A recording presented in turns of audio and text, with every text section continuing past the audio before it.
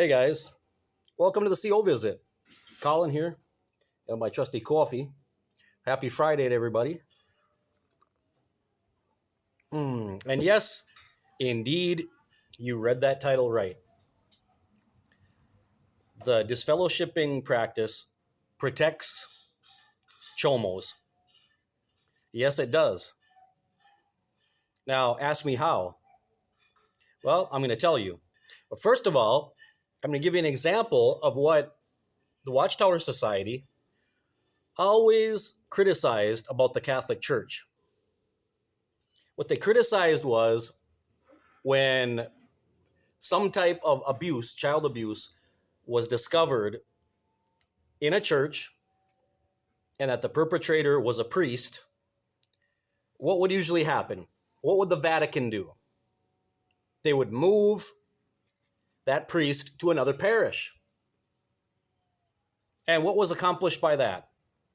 Yeah, maybe they got the Chomo priest out of that particular town, but now they get sent to a new territory. They get sent to a new parish where now they can find new victims and the hunt continues.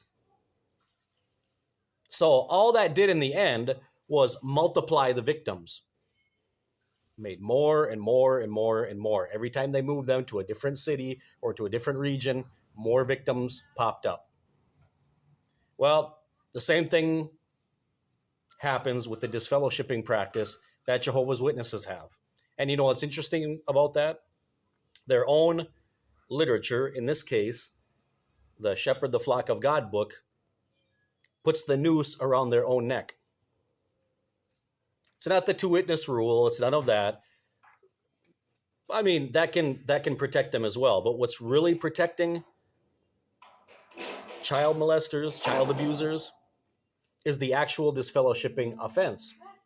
And you know what's interesting about that? Analyze it for a second.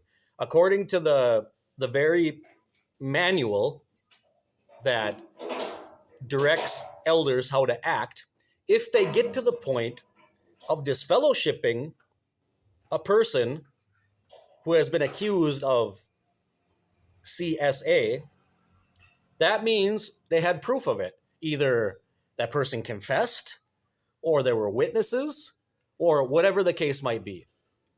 So they got to the point where they learned of this grave crime and sin, and then for whatever reason they determined that this person was not repentant. They were not convincing. So what happens? They remove the person from the congregation. They are disfellowshipped, expelled, deleted, whatever word you want to use there. But do you know what they don't do?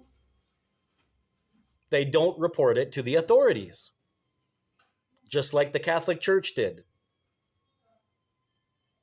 And by doing that, what do they allow? Yeah, they say, oh, we keep our congregations clean. Wrongdoers are removed from the congregation. Yes, but if you don't report it to the authorities, what are you actually doing? Well, great. Good for you. What do you want, a Nobel Prize? What are you waiting for, Watchtower? So the body of elders maintains the cleanliness of the congregation by removing the wrongdoer, but now they've allowed that person to just move on to the next place. And the victims multiply because that person, when they get kicked out of that place, what do they always do? Either they end up coming back, or they move on to the next church or the next JW congregation. They get in there because usually these people end up like they'll move to another city or they'll move to another state. And then they'll get into that congregation and they'll look for new children to abuse. That's why the disfellowshipping practice in itself is not enough. Reporting to the authorities must be obligatory not from the authorities. This must come from the governing body. It must become an internal procedure, regardless of what the laws say. Every single body of elders in the world should be obligated, mandated to report every single case of abuse to the authorities and let them deal with it. So then, at the very least, they will not have on their conscience and blood on their hands if this guy goes to another congregation or to another city and continues abusing children. But they won't do that. They won't do that because they want to keep running their congregations as if it were the times of Moses or the Mosaic law.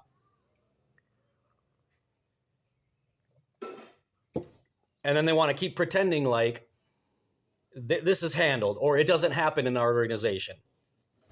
Well, yes, it does. It does happen because there's a whole chapter dedicated only to that in the Shepherd the Flock of God manual. So it is happening, but you cannot keep handling this 100% internally. And I keep asking myself, and I keep asking Jehovah's Witnesses, why would you not instruct your religious leaders, your clergy, to report cases of abuse?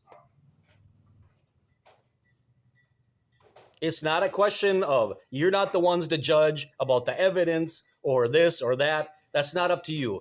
You hand it over to the authorities and let them deal with it. Plus, expel the person from your congregation. But come on, guys. We have to call this like it is.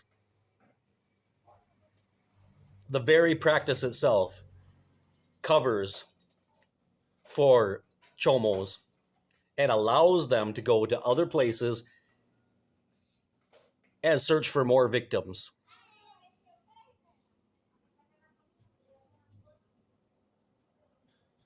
You see, the witnesses and the ones that come on my channel and make comments and start these little debates in the comment section, they always skirt this topic.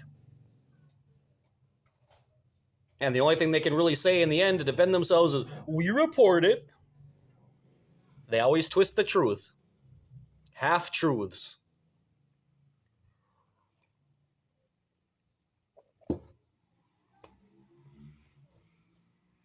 Well, that's just some food for thought for today. And we're going to keep talking about this, and we're going to keep exposing it and keep bringing it up until these procedures change within the organization. Like I said in the past, don't hold your breath waiting for the organization to go down or disappear or anything like that. It's not going to. But what we can expect and hope for is that their internal procedures will change and they will stop allowing these procedures that they have, these misinterpretations of scriptures that are destroying people's lives. Disfellowshipping without reporting. Get rid of the 2-witness rule completely. Stop shunning your ex-members. The blood issue needs to go away completely.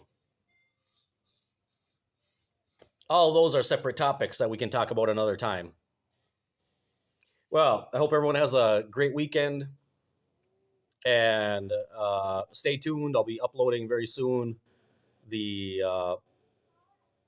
information for the live stream on Saturday, tomorrow. So this is Friday, March 28th when I'm making this video. So on the 29th, Saturday, tomorrow, according to my time zone anyway, my hemisphere, it'll be tomorrow. To some of you, that might already be tomorrow. Will be in the past by the time that happens for you. So like and subscribe to the channel if you haven't already.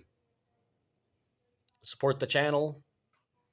Help us get that algorithm up and get the message out there, and all the other diverse ways that you can support the channel if you choose to do so. And we appreciate it greatly.